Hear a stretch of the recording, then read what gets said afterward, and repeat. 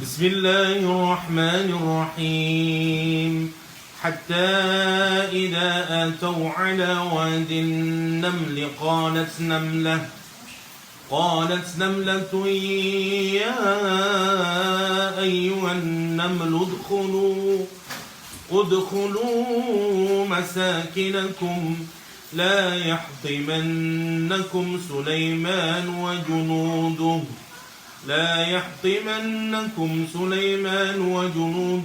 وهم لا يشعرون. Sadaqallahul azim. Alhamdulillah wassalatu wassalamu ala Rasulillah wa alihi wa sahbihi wa mawalah. Malik bin Dinar suatu hari berkata, "Ya ahlal Qur'an, ya hamalatal Qur'an, wahai ahli Qur'an, wahai pecinta Al-Quranul Karim, kaifa zara'al Quran fi qulubikum?" Bagaimana Al-Quran, apa yang Al-Quran telah tanamkan di hati? Fa innal Quran rabi'ul qulub. Karena sesungguhnya Al-Quran adalah penyiram hati. Al-Quran adalah musim seminya hati kita. Kama annal ghaith rabi'ul ard. Sebagaimana hujan adalah penyiram yang melahirkan musim semi bagi bumi.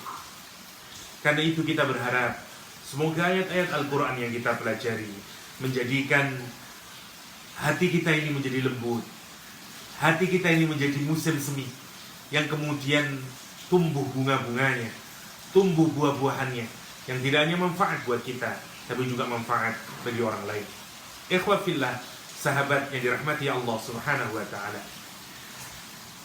Di ngaji Sa'ban kali ini kita akan mengkaji satu ayat Al-Quranul Karim yang berbicara tentang makhluk Allah yang kecil, semut. Di ayat yang ke-18 dari surat An-Naml. Hatta idza atau ala wadin namli qalat namlatun ya ayyuhan namlu udkhulu masakinakum la yahtimannakum Sulaiman wa junuduhu wa hum la yas'urun. Ayat ini dibuka dengan kata hatta. Hatta meskipun diletakkan di awal kalimat, kan karena itu menjadi ibtidaiyah, permulaan. Tapi kata hatta tidak mungkin dipahami kecuali kita melihat sebelumnya. Karena hatta mengindikasikan hasil dari sesuatu yang terjadi sebelumnya. Apa yang terjadi sebelumnya? Yang terjadi sebelumnya adalah Nabi Sulaiman mengumpulkan tentaranya dan marching, berjalan, entah untuk suatu kepentingan dakwah. Tentara Nabi Sulaiman ini bergerak menuju ke satu tempat. Al-Quran menggambarkan setelah mereka bergerak, akhirnya mereka sampai. Dan karena itu ayat ini diawali dengan kata hatta. Nabi Sulaiman dianugerahkan oleh Allah Subhanahu wa ta'ala sebagai seorang nabi yang memiliki huge army, tentara yang sangat besar. Bahkan tentaranya tidak hanya dari kalangan manusia. Wa husyira li Sulaiman junuduhu minal jinni wal insi wal tayri fahum yuza'un. Dan ditundukkan untuk Nabi Sulaiman tentaranya dari kalangan apa? Minal jinni, dari bangsa jin, wal insi, dari kalangan manusia, wal tayri, dan dari burung-burung, fahum yuza'un. Dan mereka semuanya itu berbaris rapi, bergerak mereka hatta, sehingga idza atau, apabila mereka sampai. Idza adalah dhorob zaman bimakna hina, ini ketika mereka sampai. Karena itu Al-Quran menggunakan kata atau, karena Masya Allah ini huge army, powerful, karena itu mudah saja bagi mereka. Somehow kemudian setelah mereka berjalan sampai mereka di satu lembah semut. Begitu sampai di lembah semut, qalat namlah, Al-Quran kemudian kameranya berpindah. Awalnya mensorot Nabi Sulaiman dan his army, ya, tentaranya. Sekarang kemudian sorotan kameranya dipindah ke semut, kawanan semut yang berada di tempat tersebut. Al-Quran kemudian menyatakan ada satu ekor semut perempuan yang berkata, ya hatta idza atau ala wadin namli qalat namlatun. Seekor semut berkata, ya ayyuhan naml, wahai semut-semut, udkhulu masakinakum, Masuklah kalian ke rumah-rumah kalian. Masuklah kalian ke sarang-sarang kalian. La yahtimannakum Sulaiman wa junuduhu. Agar kalian tidak diinjak, agar kalian tidak di-crush oleh Sulaiman dan tentaranya Sulaiman. Wa hum la yuz'un. Dan mereka tidak menyadarinya. Mari kita lihat ayat ini. Ayat ini konteksnya adalah ketika Nabi Sulaiman bersama bala tentaranya sampai di satu lembah semut. Allah kemudian menggambarkan tentang reaksi yang diberikan oleh hewan yang sangat kecil ini, yaitu semut. Yang pertama yang menarik untuk kita lihat, surat An-Naml ayat ke-18 ini mengulang 3 kali untuk kata semut. Hatta idza atau ala wadin naml, yang pertama, qalat namlatun, yang kedua, yang ketiga, ya ayyuhan naml. Naml, namlah, naml. What a coincidence, menarik, karena ternyata kalau kita mengkaji tentang semut, semut itu memang bisa dibagi menjadi 3 bagian. Ada yang disebut dengan the queen, the female ant, semut perempuan. Yang kedua, semut yang bertugas sebagai worker, sebagai pekerja. Dan yang ketiga, semut yang bertugas sebagai defender atau sebagai penjaga, sebagai army-nya. Jadi sebagai worker yang pertama, sebagai soldier, sebagai tentara, dan sebagai queen. Seakan-akan Al-Quran ini menunjukkan 3 bagian dari semut ini. 3 bagian dari semut ini. Yang pertama yang menarik, dari mana Al-Quran begitu sangat mengagumkan, bisa menjelaskan kepada kita bagaimana kehebatan semut itu sebagai makhluk yang sangat kecil, yang bagi orang terutama pada zaman itu adalah mustahil memahami semut. Ucapannya misalnya, bagaimana pembagiannya, bagaimana division of labor-nya, pembagian kerja di antara mereka, hampir mustahil. Masya Allah, ini menjadi salah satu bukti kalau Al-Quran itu datang dari Allah Subhanahu wa Ta'ala. Kalimatnya dibuka kemudian dengan kata ya qalat namlah, berkata semut. Sebagian mufassir menyatakan meskipun kalimat ini menggunakan bentuk perempuan, namlah, ada yang menyatakan ini tidak diarahkan kepada jenis semut perempuan. Saya tidak setuju dengan itu. Saya memilih dengan pendapat yang menyatakan memang ini adalah female ant atau semut perempuan. Yang paling menarik ternyata dalam satu koloni, memang yang memberikan instruksi, perintah atau apapun itu kepemimpinannya memang terletak pada queen. Karena queen berada di dalam 1-2 meter misalnya di balik dari dalam tanah sana, dan dialah yang the real king-nya atau queen-nya. Karena nanti kemudian dibagi 2 semut-semut yang lain itu, satu sebagai soldier, yang lain sebagai worker, sebagai pekerja dan sebagai militernya untuk mendefend anak-anaknya, ratunya yang ada di koloninya. Karena itu ketika Al-Quran mengatakan qalat namlah, ini menakjubkan sekali karena perintah itu diberikan oleh semut perempuan. Wa ya lal ajib. Dari mana bisa Al-Quran? Dari mana kalau ini tidak datang dari Allah Subhanahu wa Ta'ala? Dahulu ada kisah menarik. Imam Qatadah pernah datang ke Baghdad. Kemudian ramai orang-orang mengerumuni Imam Qatadah, dan Imam Qatadah mempersilahkan kalau orang-orang bertanya. Ada anak muda yang kelak menjadi salah satu imam madhab, namanya Imam Abu Hanifah. Imam Hanifah berkata kepada orang-orang, saluhu an-namlati Sulaiman, akanat dzakaran au untha, kata dia. Tanyailah Imam Qatadah itu tentang semutnya Nabi Sulaiman. Apakah semutnya Nabi Sulaiman itu perempuan atau laki-laki? Begitu nanti menjawab, Imam Qatadah merujuk kepada tidak menjawab sebagai perempuan, tapi anak muda ini namanya Abu Hanifah ini, Imam Hanafi kelak menjadi menjawab sebagai perempuan dengan dalil bahwa Al-Quran menggunakan bentuk redaksi muannas, qalat namlatun. Lau kana dzakaran, kata Imam Abu Hanifah, kalaulah memang semut itu laki-laki, laqala, maka pasti Al-Quran menyatakan qala namlatun.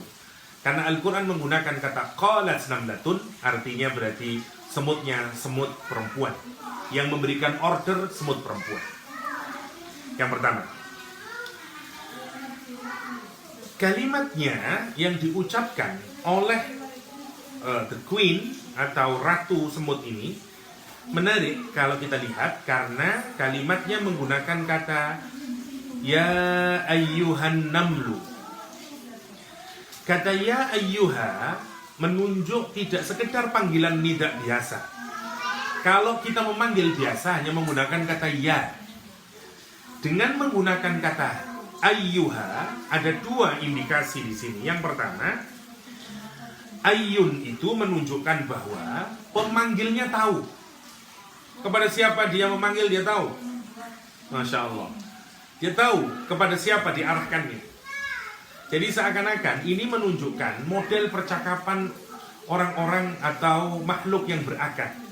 Padahal ini adalah jenis hewan. Masya Allah. Ya. Yang pertama. Yang kedua, ha menunjukkan bahwa semut ini lokasinya ada yang jauh. Karena itu ditambahi ha untuk litanbih, ya, untuk lil ba'id, ya, isyarah lil ba'id, untuk nunjukin apa? Ya yuha. Jadi semut ini tahu. Kuitnya tahu karena banyak. Karena mungkin di tempat yang jauh. Karena itu dia menyatakan ayyuha. Wahai semut-semut. Ya ayyuhan namlu. Bukan ya namlu, tapi ya ayyuhan namlu. Jadi kehebatan dari kalimat ini yang pertama adalah karena redaksinya model mukhatabatul uqala, ya, model percakapan orang-orang yang memiliki atau makhluk yang memiliki akal. Jadi Quran memperlakukan semut itu seperti hewan-hewan yang seperti makhluk yang memiliki kecerdasan intelektual. Karena itu cara pengucapannya adalah dengan ya ayyuha, ya ayyuha. Yang pertama. Yang kedua, kalau kita perhatikan kalimatnya udkhulu masakinakum. Udkhulu itu juga menggunakan dhamir bagi aqil, bagi yang berakal. Bukan udkhuli misalnya, udkhulna misalnya. Kalau merujuk kepada benda tidak, tapi merujuk kepada aqil. Karena itu menarik bagaimana Al-Quran menjelaskan kepada kita bahwa semut itu memiliki cara berkomunikasi. Padahal informasi yang sampai kepada kita bahwa semut itu bisa melakukan komunikasi adalah penemuan yang baru-baru ini di kalangan dunia modern. Ini menarik. Apakah memang semut mampu berkomunikasi? Sains memberitahukan kepada kita, semut bahkan mampu berkomunikasi dengan 3 cara. Yang pertama, dia punya anten 2 di depannya itu, ya. Antennya itu akan mengeluarkan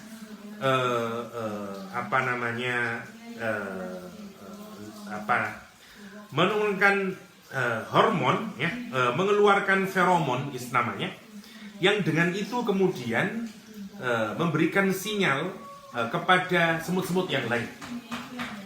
Dan feromon itu bisa terletak di antenanya, ya, di kepalanya itu, bisa di kakinya, bisa juga di pantatnya, di belakang, ya. Dan ini menarik karena masing-masing punya fungsi sendiri-sendiri. Kalau misalnya bagian pantatnya yang mengeluarkan feromon, maka itu menunjukkan adanya bahaya, dan seterusnya dan seterusnya. Satu, mereka ternyata mampu melakukan percakapan meskipun kita tidak bisa memahaminya tentu saja, kecuali Nabi Sulaiman, ya, karena mereka mampu bercakap-cakap dengan cara merilis feromon. Yang kedua, mereka tidak saja merilis feromon atau menangkap molekul-molekul yang floating, yang kemudian ditangkap dan kemudian dirilis dalam bentuk feromon, ada juga mereka juga bertemu satu sama lain, touching satu sama lain, meeting satu sama lain. Masya Allah ya. Karena itu Al-Quran tidak salah ketika Al-Quran menggunakan dhamir lil uqala, dhamir buat mereka yang berakal, untuk semua, untuk semua.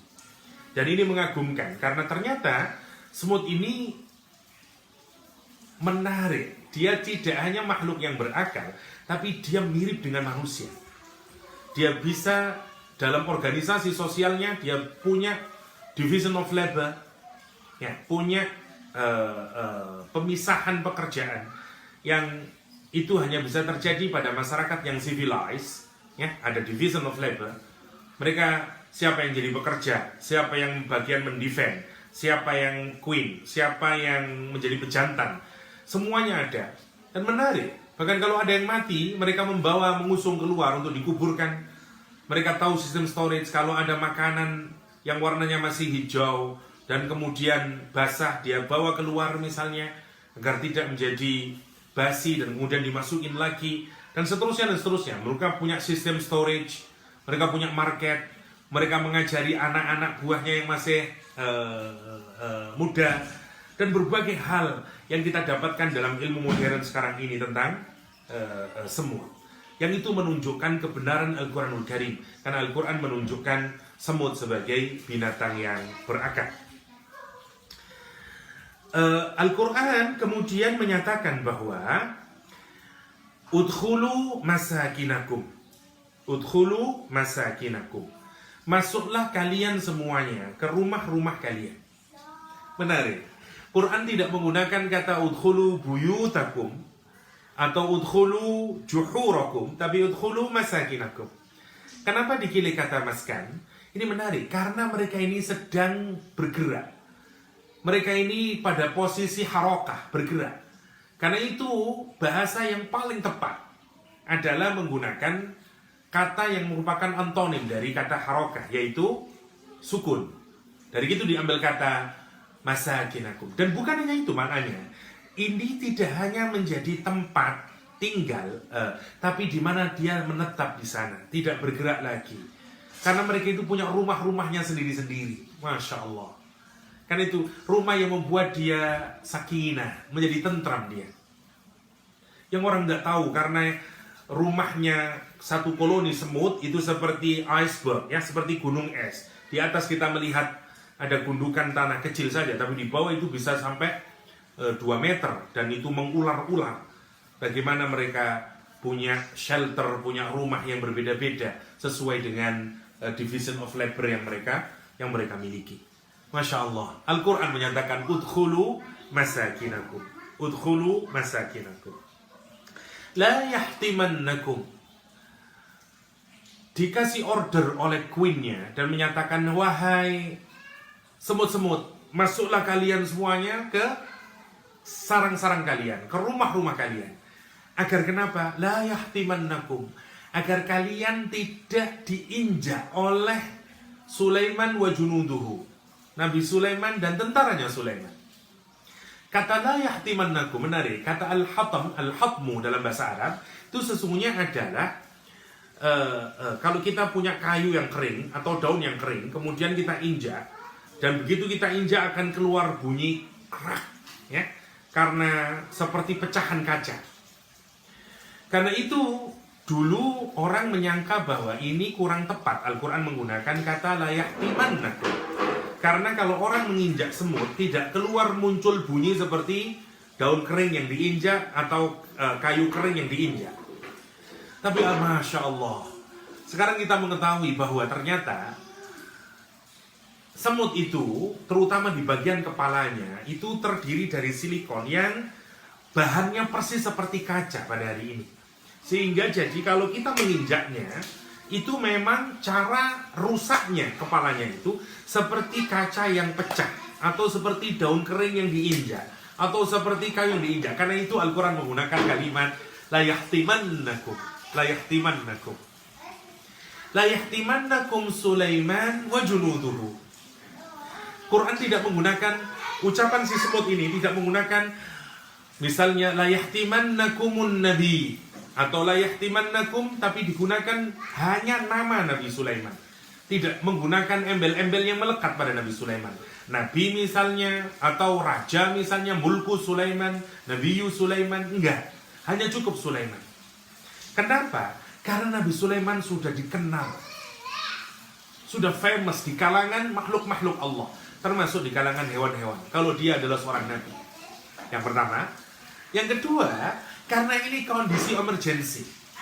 Orang kalau emergency tidak menggunakan kalimat yang panjang, tapi kalimat yang pendek. Anda kalau emergency dan minta tolong, tidak mungkin kalimatnya menjadi panjang. Tolong, tidak mungkin. Tapi cepat, tolong, cepat. Karena itu tidak digunakan sematan-sematan yang diberikan kepada Nabi Sulaiman. Cukup Sulaiman. Wa junuduhu. Quran memilih kata junud, bukan kata yang lain, misalnya jaish. Kenapa? Karena tentaranya Nabi Sulaiman tidak saja manusia. Nabi Sulaiman punya banyak tentara, dari kalangan jin, dari kalangan yang, karena itu digunakan kata junud. Hu-nya, dhamir, itu dipakai karena mereka sudah sama faham. Ini menariknya. Jadi antara semut, pemimpinnya semut, yang merupakan female, semut perempuan, dengan kawanan semut yang lain, mereka ini semua sudah tahu siapa Nabi Sulaiman, siapa tentara-tentaranya Nabi Sulaiman. Masya Allah. Dia tahu kalau tentaranya Nabi Sulaiman tidak hanya dari kalangan manusia, tapi juga dari kalangan jin, tapi juga dari kalangan burung-burung.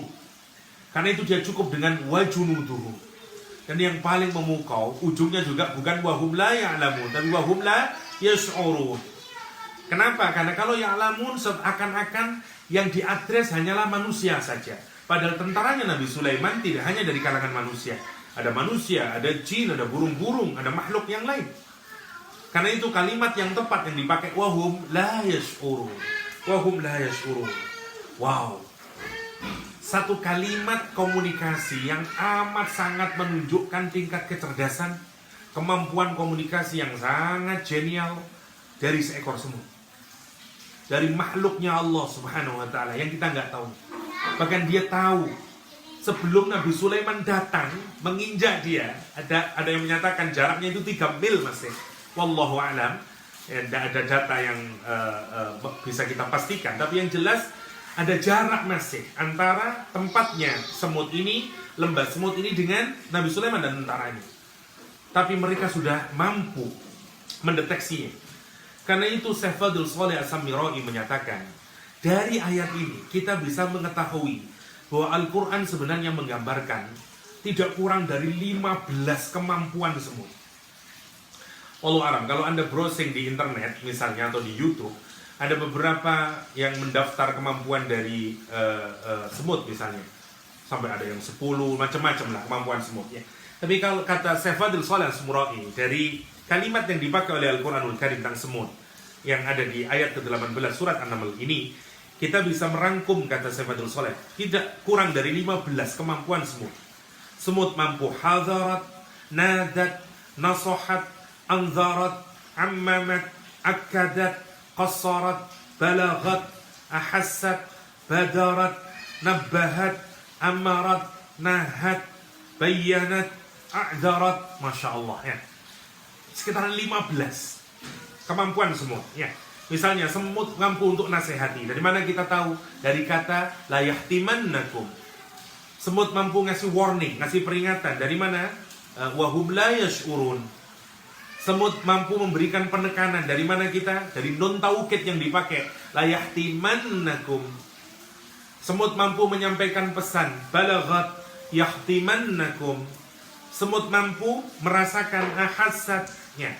Ahassat, dia mampu mendeteksi dari mana? Biwujudi Sulaiman. Pada Nabi Sulaiman yang belum nyampe. Masya Allah. Badarat, mampu dengan cepat menyampaikan berita. Ya, Masya Allah. Bercepat-cepat. Bahkan sebelum sampai sudah dikasihkan beritanya. Nabbahat, ngasih atensi dengan kalimat ayyuha. Bahkan mampu memerintah. Ammarat, dengan kalimat apa? Udkhulu. Semut juga mampu untuk melarang. La yahdimannakum. La yahdimannakum. Misalnya. Semut juga bisa melakukan klarifikasi. Ya. siapa yang mau menginjak mereka, dia tahu Sulaiman wa junuduhu a'zarat, ya, ngasih udzur. Masya Allah, ini beberapa kemampuan yang bisa kita tangkap, ya, yang mestinya ini kalau dikaji lebih jauh tentu akan jauh lebih menarik lagi, karena Al-Quran memberikan bagaimana kemampuan semut, makhluk yang sangat ringkih itu. Ternyata Masya Allah, dia punya sistem organisasi yang memukau, cara komunikasi yang sangat mengagumkan. Masya Allah, Masya Allah. Karena itu, dengan melihat semuanya itu, Nabi Sulaiman kemudian tersenyum. Fatabassama dhahikan. Dan kemudian dia berdoa kepada Allah SWT. Ya, Masya Allah, kehebatan dari semut yang digambarkan oleh Al-Quranul Karim. Al-Quranul Karim.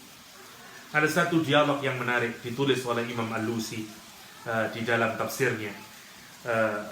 Semut ini digambarkan, ruwiya anna Sulaiman alaihissalam, Nabi Sulaiman alaihissalam, lamma sami'a qawlan namlah, ketika Nabi Sulaiman mendengar ucapannya semut perempuan ini, ratunya, ketika berkata, ya ayyuhan naml, wahai semut-semut, udkhulu masakinakum, masuk ke sarang-sarang kalian, ila akhirih. Qala, kata Nabi Sulaiman, ituni biha, datangkan si semut ratunya ini kepadaku. Fa'atau biha, kemudian didatangkanlah. Dan Nabi Sulaiman bercakap-cakap dengan si semut ini. Faqala, lima haddartin namla zulmi, kenapa engkau menakut-nakuti, mencemaskan, ya, kawanan semut itu dengan kezalimanku?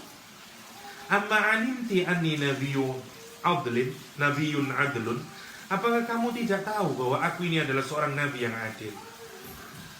Falima qulti la yahtimannakum Sulaiman wa junuduhu, kenapa engkau berkata bahwa